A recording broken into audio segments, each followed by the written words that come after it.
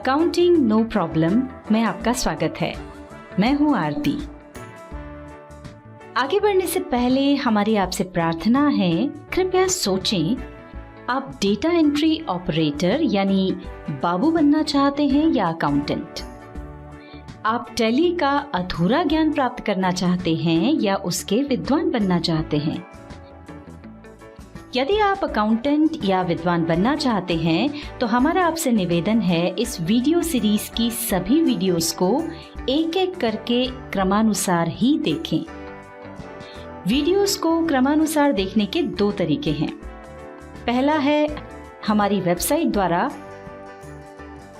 और दूसरा हमारे YouTube चैनल की प्लेलिस्ट द्वारा। टैली प्राइम की इस वीडियो सीरीज के आज के अध्याय में हम आपको बताएंगे कि टैली प्राइम में जर्नल वाउचर क्या है और उसमें ट्रांजैक्शन कैसे रिकॉर्ड करते हैं। इसके पहले वाली वीडियो में हमने आपको क्रेडिट नोट वाउचर क्या है और उसमें सेल्स रिटर्न के ट्रांजैक्शन कैसे रिकॉर्ड करते हैं ये बताया था। और आज आप जानेंगे जर्नल वाउचर के बारे में। यहाँ आपको एक कंफ्यूजन हो सकता है जिसे हम पहले ही दूर कर देते हैं। हमने आपको मैनुअल अकाउंटिंग में बताया था कि जितने भी ट्रांजैक्शंस होते हैं उन्हें जर्नल में रिकॉर्ड किया जाता है, या सरल शब्दों में कह सकते हैं जर्नल एक पुस्तक के रूप में होती है जिसमें सभी ट्रांजैक्शन तिथिवार और क्रमानुसार रिकॉर्ड किए जाते हैं। और ये भी बताया था कि टैली ने कंप्यूटर अकाउंटिंग में जर्नल के स्थान पर ट्रांजैक्शंस रिकॉर्ड करने के लिए 8 अलग अलग स्टैंडर्ड अकाउंटिंग वाउचर्स बना दिए हैं, जिसमें से अभी तक हम 7 वाउचर्स के बारे में समझ चुके हैं। और जो 8वां वाउचर है जिसके बारे में हम इस वीडियो में समझाने जा रहे हैं, उसका नाम भी टैली ने जर्नल वाउचर रखा है। यहाँ हमारा कहने का मतलब ये है कि मैनुअल अकाउंटिंग में जो जर्नल होता है, टैली ने उसे 8 वाउचर्स में बांट दिया है और उसका जो 8वां वाउचर है उसका नाम भी जर्नल वाउचर है। तो यहाँ पर आपको ये कंफ्यूजन नहीं होना चाहिए कि मैनुअल अकाउंटिंग का जर्नल और टैली का जर्नल वाउचर दोनों एक ही हैं।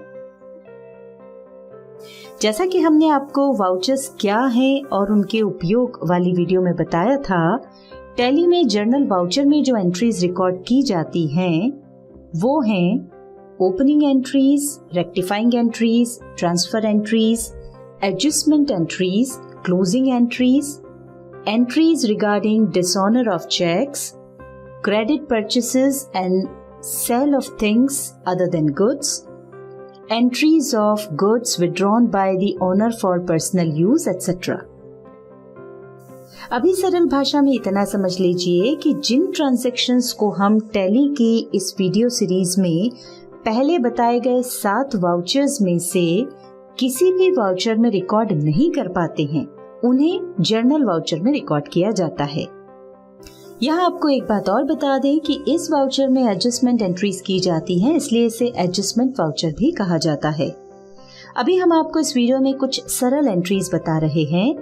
बाकी सभी एंट्रीज आगे हम आपको जर्नल वाउचर के एडवांस पार्ट में बताएंगे, क्योंकि इसके पहले हमें बहुत सी अन्य बातों की जानकारी होना भी आवश्यक है। यहाँ एक और महत्वपूर्ण बात समझ लीजिए कि जर्नल वाउचर में ट्रांजैक्शन को रिसीट वाउचर, पेमेंट वाउचर और कॉन्ट्रा वाउचर की तरह ही डेबिट और क्रेडिट का उपयोग करते हुए रिकॉर्ड किया जाता है, यानी वाउचर मोड में ही रिकॉर्ड किया जाता है। फर्क सिर्फ इतना है कि रिसीट वाउचर और पेमेंट वाउचर दोनों में ट्रांजैक्शंस रिकॉर्ड करते समय एक पक्ष कैश या बैंक का होता है और कॉन्ट्रा वाउचर में ट्रांजैक्शन रिकॉर्ड करते समय दोनों ही पक्ष कैश और बैंक के होते हैं, जबकि जर्नल वाउचर में प्रायः कैश या बैंक अकाउंट का उपयोग नहीं किया जाता है। आइए अब जर्नल वाउचर से संबंधित कुछ ट्रांजैक्शंस रिकॉर्ड कर लेते हैं। हमारा पहला ट्रांजैक्शन है 2 मई को रॉयल फर्नीचर के बिल नंबर 311 से हमने 25,000 रुपए का फर्नीचर उधार खरीदा। पहले हमने बताया था कि यदि कोई ऐसी वस्तु हम उधार खरीदते हैं जो बेचने के लिए नहीं है, यानी हम जिसका व्यापार नहीं करते हैं, तो ऐसे ट्रांजैक्शंस को जर्नल वाउचर में रिकॉर्ड करते हैं। यहाँ ये भी ध्यान रखें कि यदि हमने फर्नीचर नकद खरीदा होता तो इस ट्रांजैक्शन को हम सीधे पेमेंट वाउचर में रिकॉर्ड करते। इस ट्रांजैक्शन में प्रभावित होने वाले दोनों पक्ष कौन से हैं और उनमें कौन सा डेबिट होगा और कौन सा क्रेडिट, इसकी प्रैक्टिस हम आपको पहले अच्छे से करवा चुके हैं। यहाँ रॉयल फर्नीचर का अकाउंट क्रेडिट होगा और फर्नीचर अकाउंट डेबिट होगा। आइए जर्नल वाउचर में ट्रांजैक्शन रिकॉर्ड करने के लिए आगे बढ़ते हैं। अभी हम गेटवे ऑफ टैली पर हैं। अकाउंटिंग वाउचर के लिए V प्रेस करेंगे। यहाँ जर्नल वाउचर की शॉर्टकट की है F7, हम इसे प्रेस कर रहे हैं। देखिए जर्नल वाउचर क्रिएशन स्क्रीन आ गई है। डेट बदलने के लिए F2 प्रेस करें। डेट चेंज करने के बाद एंटर प्रेस करें। पर्टिकुलर के नीचे DR दिखाई पड़ रहा है। यहाँ हमें जिस अकाउंट को डेबिट करना है उसे सिलेक्ट करना होगा। हम फर्नीचर अकाउंट सिलेक्ट कर रहे हैं। इसके बाद यहाँ अमाउंट डालें। एंटर प्रेस करते हुए हम CR पर आ गए हैं। यहाँ हमें CR ही चाहिए, इसलिए एंटर प्रेस करके आगे बढ़ें। अब हमें जिस अकाउंट को क्रेडिट करना है यहाँ उसे सिलेक्ट करें। चूंकि रॉयल फर्नीचर का लेजर बना हुआ नहीं है तो उसे बना लेते हैं।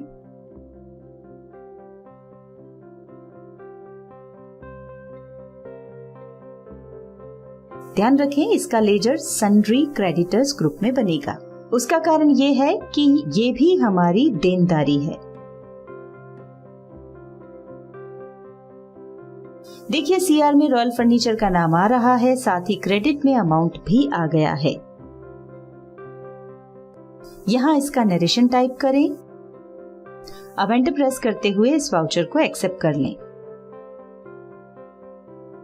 दूसरा ट्रांजैक्शन है, हमें अशोक ट्रेडर्स से कमीशन का 5000 रुपए का ICICI बैंक का जो चेक 1 मई 2020 को प्राप्त हुआ था, जिसे हमने स्टेट बैंक ऑफ इंडिया में जमा किया था, वो चेक 31 मई को बैंक से डिसऑनर होकर यानी बाउंस होकर वापस आ गया। इस ट्रांजैक्शन को ध्यान से देखें। इस तरह का ट्रांजैक्शन न तो पेमेंट है, न रिसीट है, न परचेज है और न ही सेल। और जैसा कि हमने आपको बताया था कि जो ट्रांजैक्शन किसी वाउचर में रिकॉर्ड नहीं होता उसे जर्नल में रिकॉर्ड करते हैं। सबसे पहले F2 की प्रेस करके तारीख बदल लें।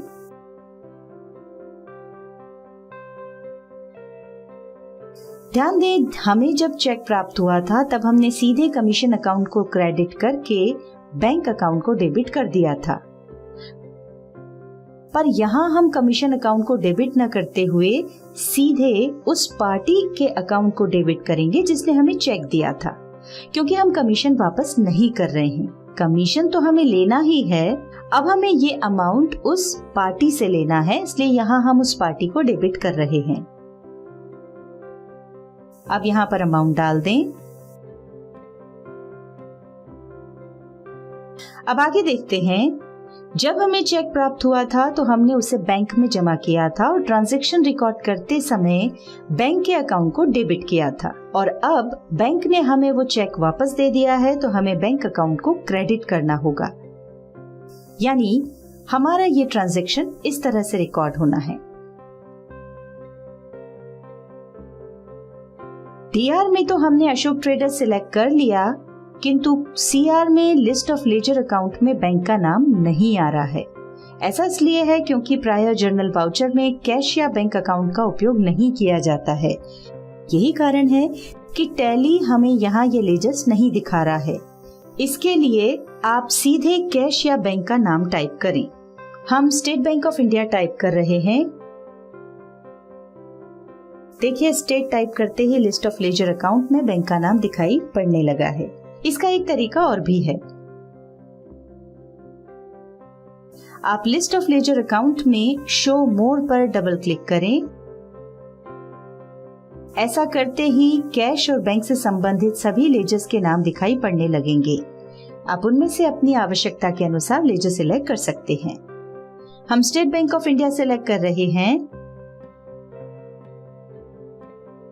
क्रेडिट में अमाउंट अपने आप आ गया है। एंटर प्रेस करें। एंटर प्रेस करते ही बैंक अलोकेशन विंडो आ गई है। इसमें यहाँ हमें वापस आए यानी डिसऑनर हुए चेक का नंबर टाइप करना है। यहाँ पर चेक की तारीख टाइप करनी होगी। अंत में नरेशन टाइप करें और अब इस वाउचर को एक्सेप्ट कर लें। आइए आपको जर्नल में रिकॉर्ड होने वाले कुछ ट्रांजैक्शंस और बता देते हैं। मान लीजिए हमारा व्यापार कपड़े का है और हमने अपने शोरूम का पुराना फर्नीचर शरद यादव को उधार बेचा। देखते हैं इस ट्रांजैक्शन को कैसे रिकॉर्ड करेंगे। इस ट्रांजैक्शन को देखने से ही पता चल रहा है कि इसमें सेल की गई है, पर जैसा कि हमने आपको पहले ही बताया, हम जिन वस्तुओं का व्यापार करते हैं उनके अलावा अन्य कोई सामान बेचते हैं यानी सेल करते हैं, तो इस तरह के ट्रांजैक्शन को सेल्स वाउचर में रिकॉर्ड नहीं किया जा सकता है। उसके स्थान पर यदि हम इस तरह का कोई सामान नगद बेचते हैं तो उसे डायरेक्टली रिसीट वाउचर में रिकॉर्ड किया जाता है, और यदि उधार बेचते हैं तो उसे हम जर्नल वाउचर में ही रिकॉर्ड करते हैं। एक और ट्रांजैक्शन देखते हैं। मान लीजिए हमने सुधीर दुबे को 50,000 रुपए उधार दिए थे, जिसका ब्याज 1,000 रुपए हमें उससे लेना है। तो देखते हैं इस ट्रांजैक्शन को कैसे रिकॉर्ड करेंगे। यहाँ ध्यान रखें कि हमें ब्याज प्राप्त नहीं हुआ है, सिर्फ हमें लेना है, इसलिए उसका प्रोविजन कर रहे हैं।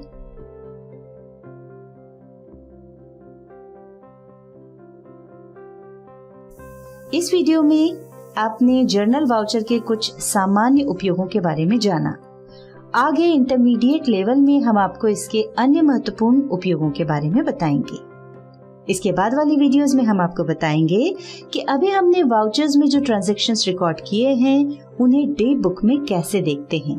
साथ ही बताएंगे कि ट्रांजैक्शंस में जो लेजर्स उपयोग किए थे उन पर ट्रांजैक्शंस का क्या प्रभाव पड़ता है, यानी वे लेजर्स में कैसे दिखाई पड़ते हैं।